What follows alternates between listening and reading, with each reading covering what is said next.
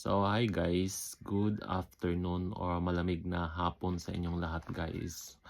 So, kung matatandaan nyo, nag-post nga ako na pumunta kami sa Philippine Consulate sa Auckland, which is nung Monday.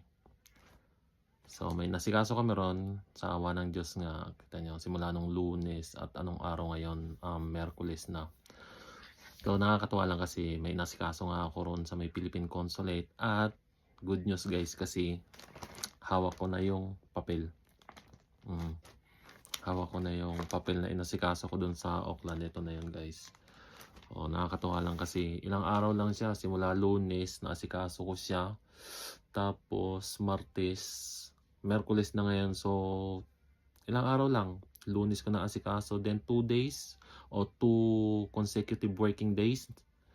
Nakuha ko na siya at pinadala na dito sa sa bahay, which is nakakatuwa lang kasi expected ko by next week pa, by Monday pa kasi ang sabi sa akin is 5 to 7 working days, pero ang bilis lang talaga guys. Hindi ko nga akalain na nandito na yung inaasahan kong papel or mga documents na kailangan namin.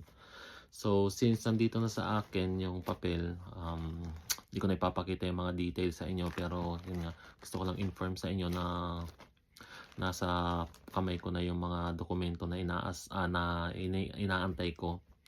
At yun nga, sabi ko hindi ko inaasahan na makukuha ko. Napakabilis lang talaga guys ng proseso. Sabi ko hindi ko nga akalain na makukuha ko lang sa loob lang ng 2 araw ma-i-deliver na dito sa bahay. So which is ito, importanteng document sa akin to kasi 'di ba, hindi ko na kailangan sabihin lahat ng mga details sa inyo, pero napaka-importante nito para sa akin, sa amin, which is malalaman nyo na lang kung bakit at ano yun. So ngayon, sabi ko nga ito na yung papel, ito na yung mga documents.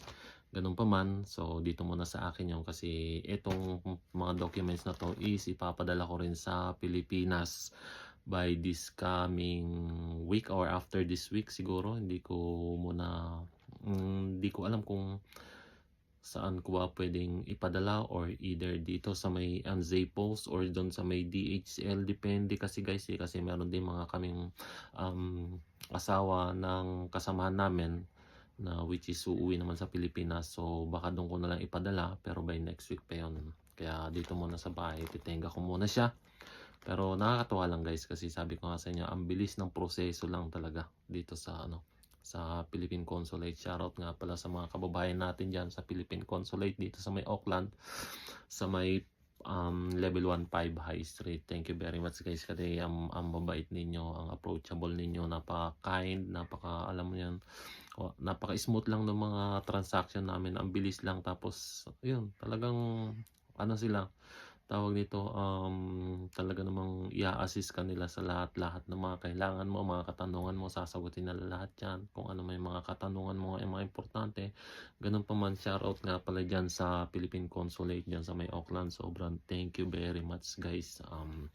Nakakatuwa lang kasi sabi ko nga, ang isa pa is mga kababayan din natin lahat ang mga nagtatrabaho. Nung pagpasok pa lang namin doon sa may pintuan, talagang approachable na sila. Ay kuya, kamusta? Anong po ang kailangan natin? Ganto, ganyan, ganon. So nakakatuwa lang yung mga ganon guys. As in, kumbaga parang sabi ko nga, napaka-smooth lang ng transaction, napakabilis, napaka-accommodating nilang lahat. Shoutout sa inyong lahat dyan. Sobrang thank you very much talaga guys. So maraming salamat sa Philippine Consulate dyan sa may Auckland guys. Yan lang. At yeah, maraming salamat kasi hawak ko na yung documents na kailangan ko guys.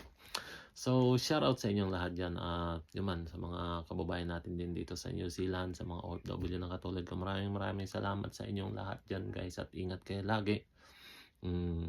Peace.